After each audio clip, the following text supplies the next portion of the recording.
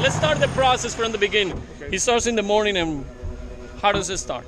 Right. So engage it. Flow control. That's the stroke limiter. What's the road limiter? Exactly. Put it in automatic. Forward. Reverse. Automatic.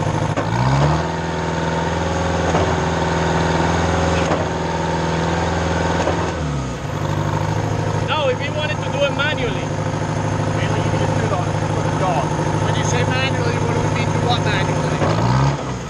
Like if I was going to send one piston down and one piston down only on the drive side.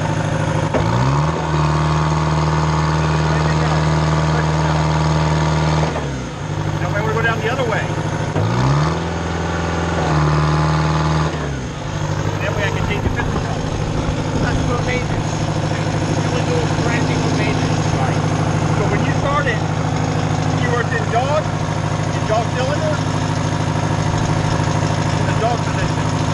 Off, automatic.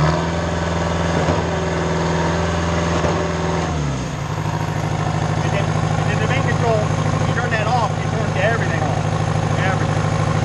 Everything but the motor. Right, and then you have a remote setting. Or the remote, or if you had a remote setting.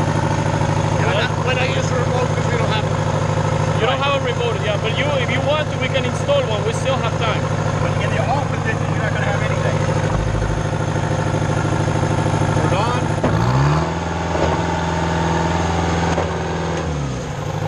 Dog position.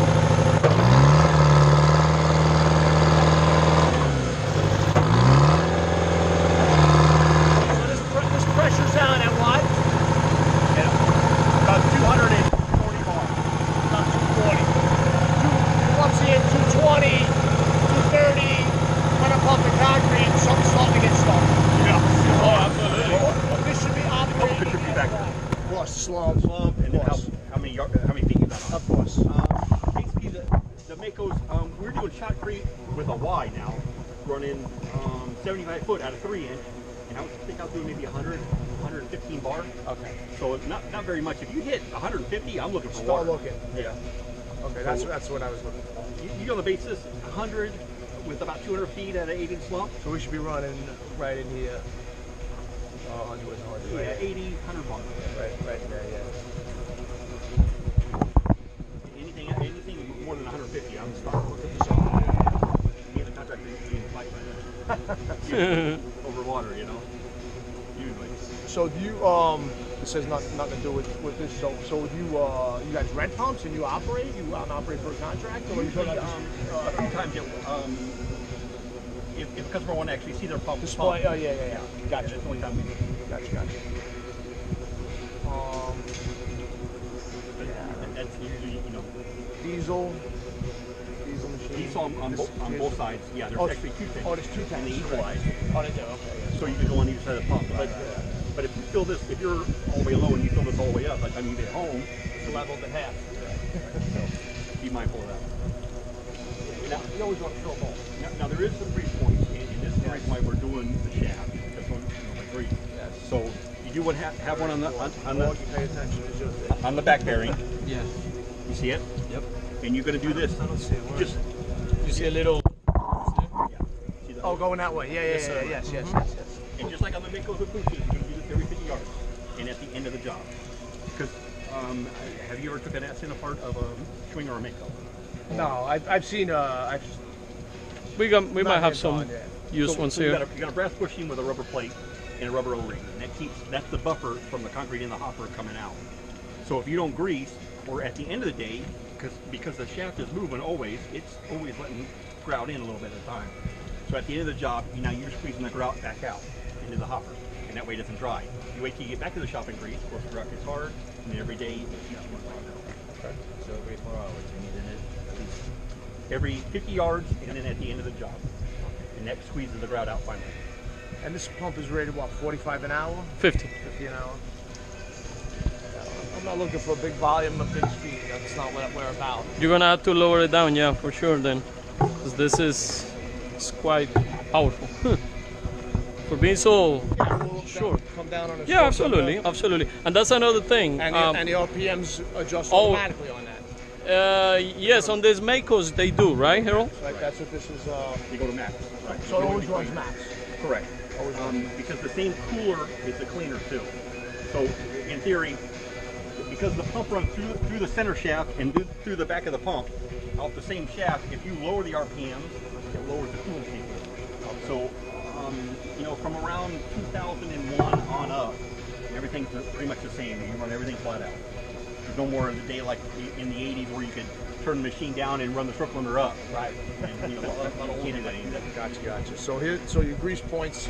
So you got this one here is for what we just looked at. The other ones are not. Correct. Just right. So you got one here. You're going to have one on each bearing, right, through the on shaft, the agitators, and then one on the, and you got outlet three bearings on the ass end, and they all hook together. So if you do one, you'll see it coming out the other two.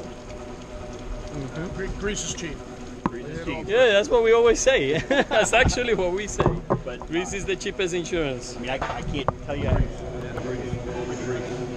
That's the rubber bushing. That's the only thing that's a buffer between you and that, you know, concrete in the hopper coming out. Right. That rubber. You'd be surprised what a rough piece of rubber and that sand right through a piece of rubber. Hard metal. Really? Like a laser frame. A little bit of sand. Just back and forth all day long, you know. Rubber right down. So when you grease it, you're pushing the grout that has introduced into the bearing. You're pushing it now back out into the hopper. So when you're washing in the bearing, you're washing out of the bearing. Right. Grease it, you make sure the grease comes through the hopper. And the one pushing that grease is the one with the hose behind the hopper. That's on the back side. And then on the front side, you got the three. Right.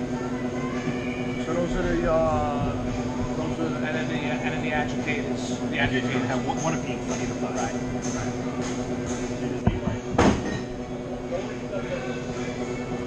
The grout is always trying to get out of the hopper. Show them the grease that we use here. One of these right here.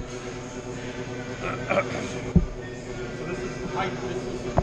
This exceeds the manufacturer. This is high temp grease because that bearing is always turning. Not so much extreme pressure, but the high temp. A little bit more expensive. They're $7 a tube versus 4 or whatever. 89 cents. But you know when you get into the SN at $5,000, right. $7. So it's a high temperature grease.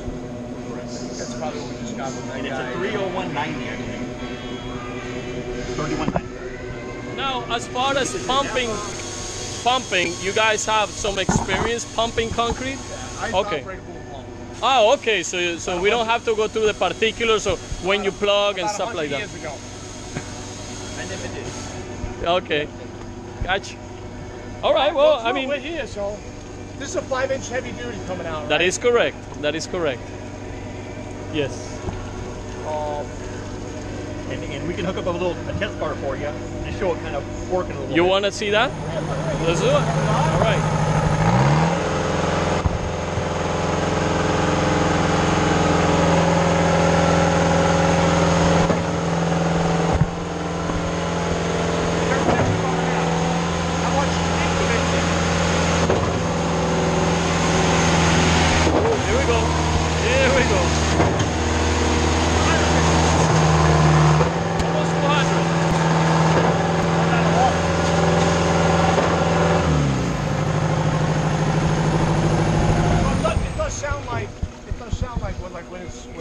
When you're at 50 bar, it does seem like it idles down. You hear it, right? On all machines, actually, that happens when they start catching on with the pump, boom, and then the governor takes over, and you hear it when there's a jam. Oh, that definitely, yeah. It's gonna go whoa, boom. It's about the same as that. Even a jam is going to be about where the 150 was. It's going to go down much more than that. Right. It's just going to stay around 21. Right. How far up did you bring it? You brought it up to 200, right? To 200. Yeah. 200? About 3/4. Yeah. We'll do one more, full throttle. That way they hear what it sounds like when. You turn it all the way. All the way. There you go. Go ahead. You want to make it go on.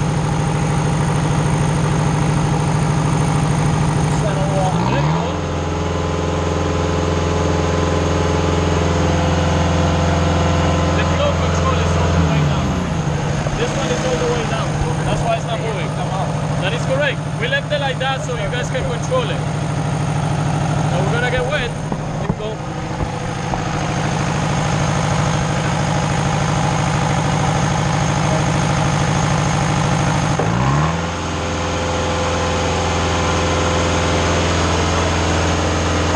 Very slow.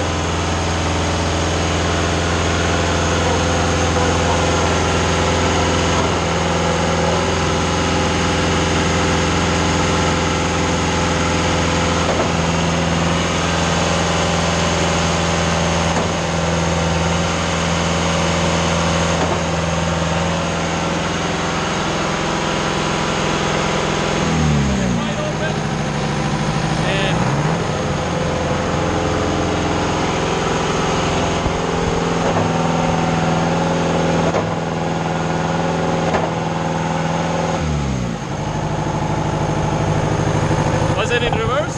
Ah.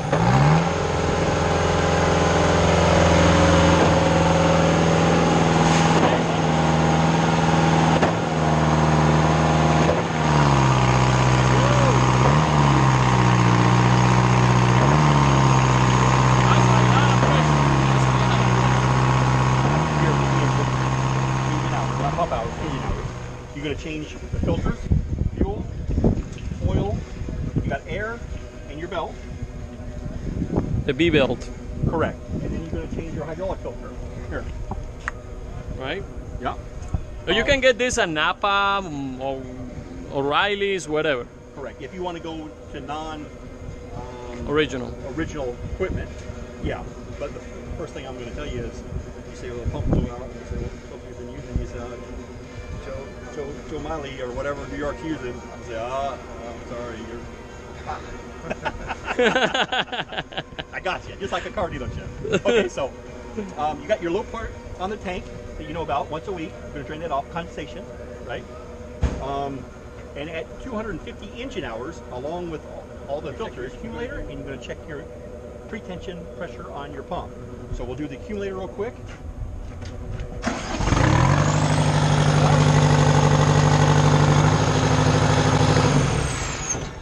Where it snaps off.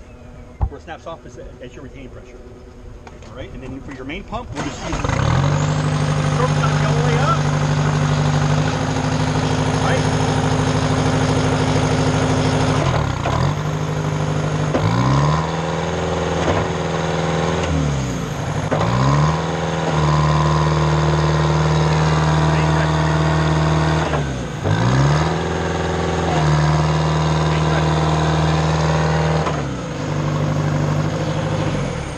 That at 250 hours. And that's checking your main pump right there? Main pump pressure. That's right. What kind of oil should they use, Harold? Like we were discussing, between 45 degrees and 100 degrees, we're using 10W30 in here now. Okay. Anything a little bit lower, then you go to the 15, 30, I got you. 15, 40. How about oil? Oil is going to be AW46. And you're going to clean this about every 1,000 hours. This is pump hours. It's a lot. Yeah, you might never get to it. But the problem is, if your guy forgot to drain the water, you're gonna get this is gonna get milky, Right. and you're probably gonna be replacing it at 250 hours anyways. Yeah, and there's 50 gallons in there at really 45, 50 bucks a bucket. It's expensive, you know. It turns into 700 bucks every year. It's an added expense you don't need to. That's You know, right. Theoretically, you should get 4,000 hours out of this oil. If you clean it every 1,000 and you keep the water off of it and you change the filter, you'll get 4,000 out of it easily. It should last you 5-6 years. The oil. So this on the accumulator is normally, if you don't use it on a regular basis, you park it for 3 or 4 months, then you're gonna use it, you're gonna turn it on, allow it to charge up, then use the e-stop and see where it snaps up. If it snaps up under 50, you might wanna get it charged up. You go to your regular guy that sells gas or nitrogen or oxygen, and they can charge it up for you. They need to charge it up with their gauges up to 100 bar or almost 1500 PSI. And that's it. The specs call from 70 to 100. So when it gets down below 70, I do something. That's right. And you're going to bump it up to 100. Bump it up to 100. Yeah, we will before he leaves. Yes, absolutely. We don't do it now because it's going to sit here for another week or two. Right. So we wait till That's right. you deliver and then we fill it up. That's usually the last step. Got you. I think that's about it on that. Thank you. We hope you enjoyed the video. Thank you for watching. to continue seeing more content like this, don't forget to subscribe. Also, you can just go right here on this link to our website, liveequipment.com, for a complete list of equipment available for sale. Or just keep navigating to our channel. Have a great day.